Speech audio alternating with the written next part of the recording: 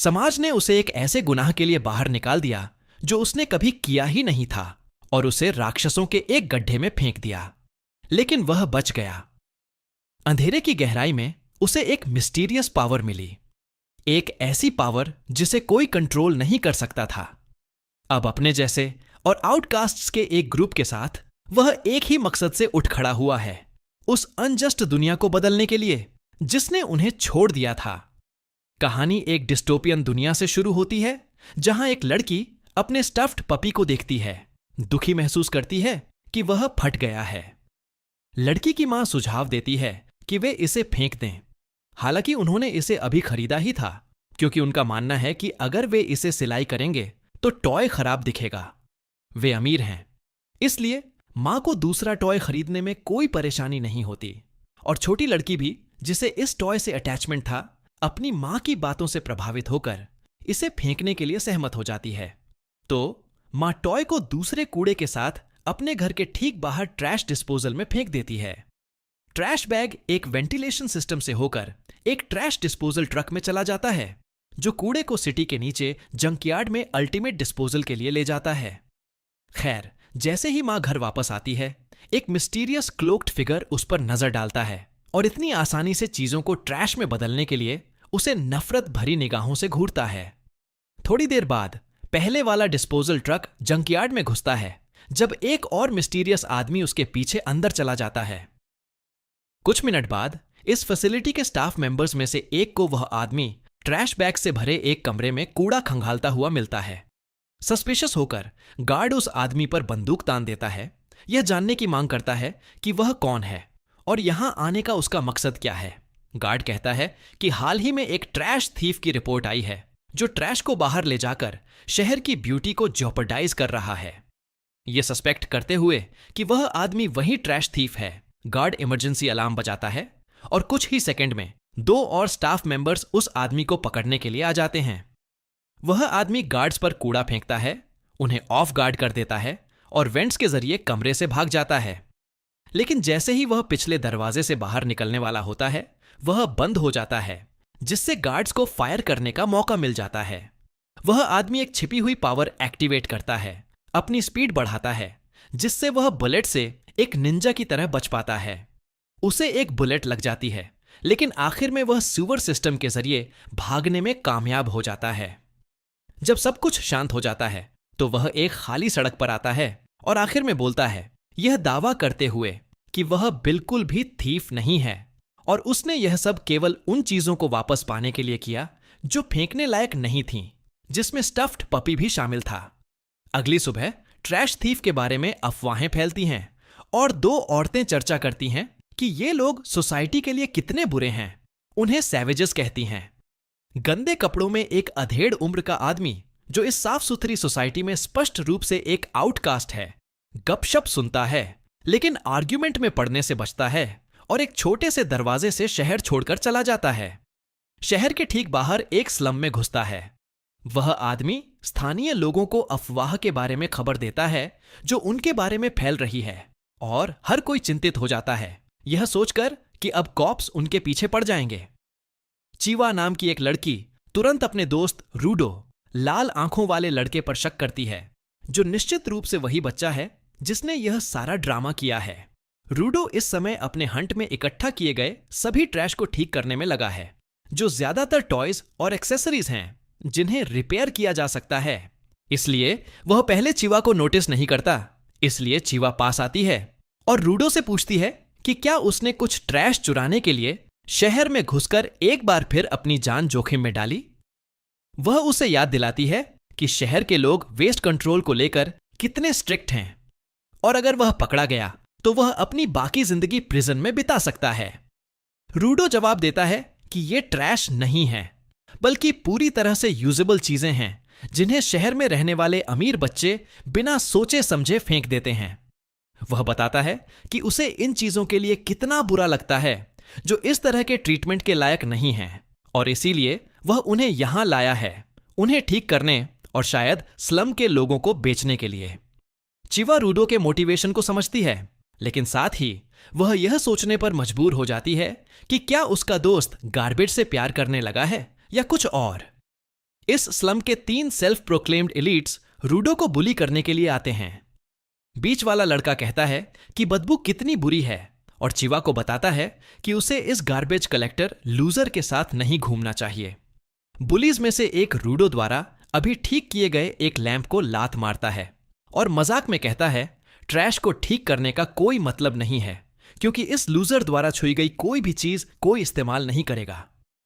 चिवा को समझ नहीं आता कि इन तीनों इडियट्स को क्या प्रॉब्लम है, क्योंकि उसका मानना है कि वे सभी रूडो जैसे ही हैं, गरीब, डिस्क्रिमिनेटेड और बेशक गंदे। लेकिन बुली असहमत है, यह दावा करते हुए कि वे रूडो जैसे बिल्कुल नहीं हैं और अगर वे कड़ी मेहनत करें तो इस गेटो से बाहर निकल सकते हैं। जाहिर है यह स्लम अपराधियों को डंप करने के लिए बनाया गया था और तीनों बुलीज, चिवा और रूडो सभी अपराधियों के डिसेंडेंट्स हैं। चीजें कथित तौर पर उन सभी के लिए अच्छी चल रही थीं जब तक कि रूडो के पेरेंट्स ने एक मर्डर स्प्री नहीं की, जिससे शहर के निवासियों का बची हुई कोई भी पिटी या ट्रस्ट खत्म हो गया। जब बुलीज आखिरकार चले जाते हैं तो चिवा रूडो को चीरअप करती है, यह कहते हुए कि वह एक अच्छा इंसान है और जिंदगी में जरूर अच्छा करेगा। फिर उसे स्टफ्ड पपी नजर आता है और रूडो हिचकिचाते हुए उसे बताता है कि वह असल में उसे गिफ्ट के तौर पर देना चाहता है। लेकिन इससे पहले कि वह उसे ले पाती, चिवा की मां आ जाती है और उसे उससे दूर रहने के लिए कहती है, उसे वहां से खींच कर ले जाती है। रूडो घर वापस जाता है और रेगटो नाम के आदमी को अंदर पाता है, वही आदमी जिसे हमने पहले शहर में 2 औरतों की बातें सुनते हुए देखा था। रेगटो मजाक में रूडो का मजाक उड़ाता है कि वह चिवा को इंप्रेस करने में फेल रहा, यह बताते हुए कि उसने सब कुछ सुन लिया था। लेकिन मजाक के अलावा रेगटो जानना चाहता है कि कल रात रूडो की ट्रैश कलेक्टिंग कैसी रही। रेगटो रूडो को बताता है कि उसे पैसे कमाने के लिए यह सब परेशानी उठाने की जरूरत नहीं है, क्योंकि वह अब भी बच्चा है। रिजिटो कहता है कि हालांकि वे खून के रिश्ते से रिलेटेड नहीं हैं, फिर भी वह रूडो को फैमिली मानता है। रूडो उसके लिए रेगटो का आभारी है, यह बताते हुए कि रेगटो ने उसे तब पाला जब उसे अपने पेरेंट्स से जुड़ी घटना के बाद छोड़ दिया गया था और तब से उसे पाल रहा है।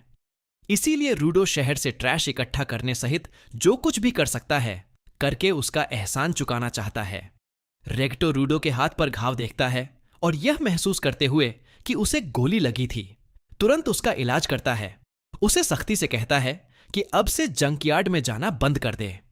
रूडो नहीं सोचता कि यह खरोंच उसके असली पेरेंट्स की वजह से मिले स्कार्स की तुलना में कुछ भी है, यह बताते हुए कि उसके दोनों हाथ काले निशान से ढके हुए हैं।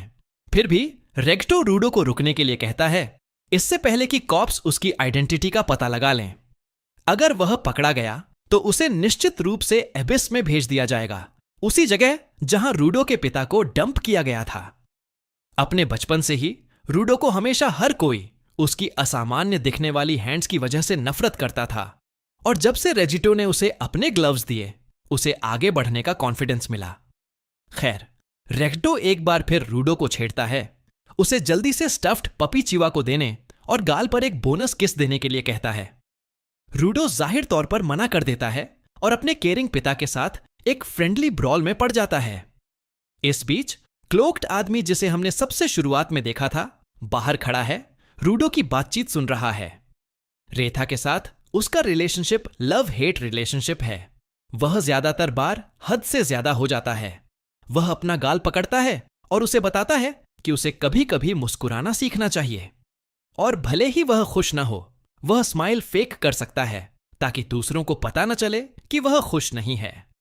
वह स्माइल फेक कैसे करेगा जब उसकी आईबॉल बाहर निकल रही है, जैसे कि उसे कुछ गलत हो रहा है। वह आखिर में रेक्टा की पकड़ से भाग निकलता है और घर से बाहर आता है।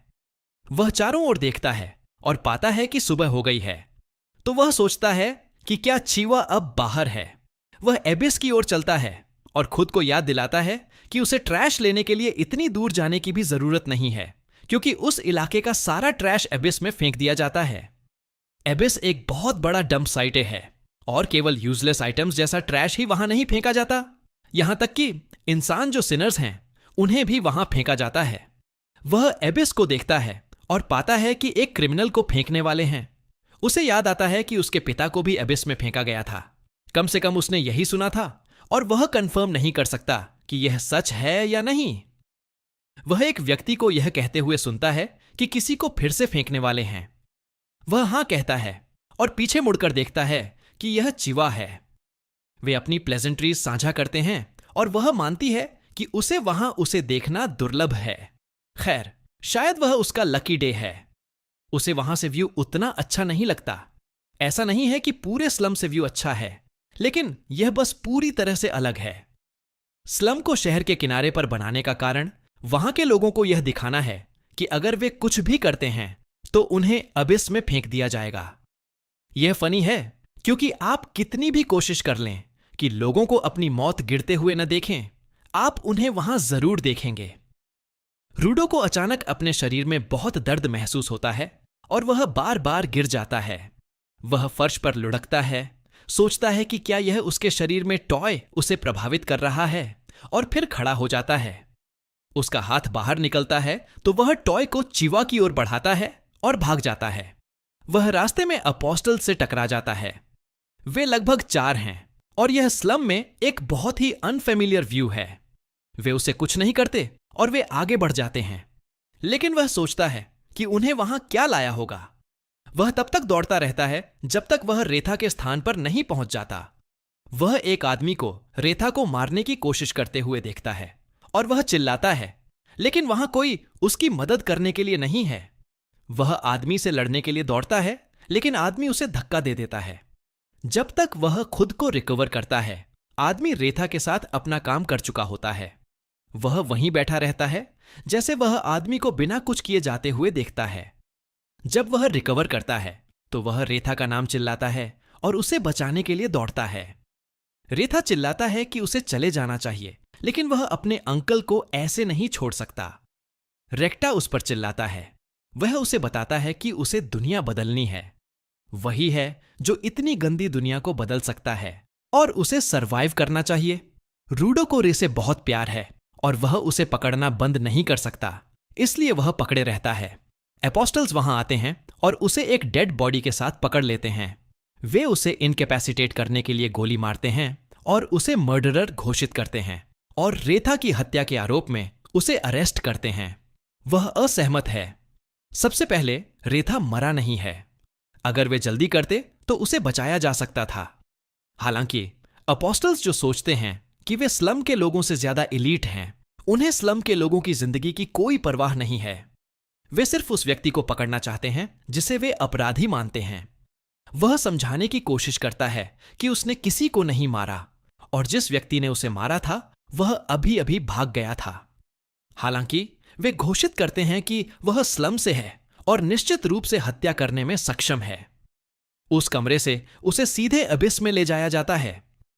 यह फनी है कि कैसे एक पल में एक व्यक्ति की परिस्थितियां बदल सकती हैं जिससे वे पहले बात कर रहे थे। उसे अबिस पर लटकाया जाता है और हर कोई उसके बारे में गपशप करने लगता है। चिवा स्वाभाविक रूप से सुनती भी है। वे बात करते हैं कि वह एक चाइल्ड मर्डरर बन गया है जिसने उस आदमी को मार डाला जिसने उसका ख्याल रखा था। चिवा निराश है क्योंकि उसे उससे बहुत उम्मीदें थीं। जब वह रस्सी पर लटका हुआ था जिसे गिराना था, अपोस्टल्स घोषित करते हैं कि वह एक क्रिमिनल है जो एबिस में फेंके जाने लायक है। हर कोई स्लम से एबिस तक का नारा चिल्लाने लगता है और अपोस्टल को उसे फेंकने के लिए उकसाता है। वह सोचता है कि क्या कोई है जो उसकी बात सुनना चाहता है। उसने ऐसा नहीं किया और कोई भी उस पर विश्वास नहीं करना चाहता। वह चारों ओर देखता है और भीड़ में चिवा को खड़ा देखता है। वह एक परिचित चेहरा लगती है, लेकिन वह महसूस कर सकता है कि वह भी उसे कंडेम कर रही है। वह अपने मन में कहती है कि उसने उस पर भरोसा किया था। उसने उसके लिए बात की थी जब दूसरों ने घोषित किया था कि वह एक मर्डरर है, लेकिन उसने उसे निराश किया और आखिर में एक चाइल्ड मर्डरर बन गया। वह टेडी को गिरा देती है जो उसने उसे दिया था और निराशा में चली जाती है। यह देखकर कि कोई भी उसके बारे में एक भी अच्छी बात नहीं कह सकता, उसे बहुत बुरा लगता है।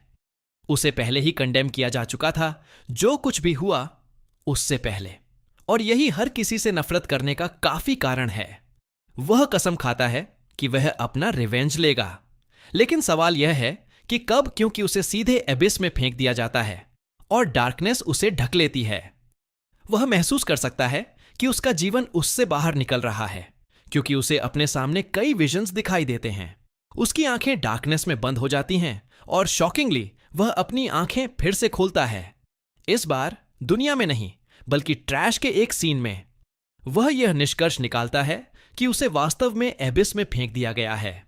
वह चारों ओर देखता है और आवाजें और मूवमेंट सुनता है। वह जानता है कि वह जिस चीज का सामना करने वाला है वह अनुकूल नहीं है। उसने वास्तव में सुना है कि एबिस कितना डार्क है, लेकिन उसे यह नहीं पता कि यह पृथ्वी पर हेल है। वह इस हेल से कैसे बचेगा? आगे देखें।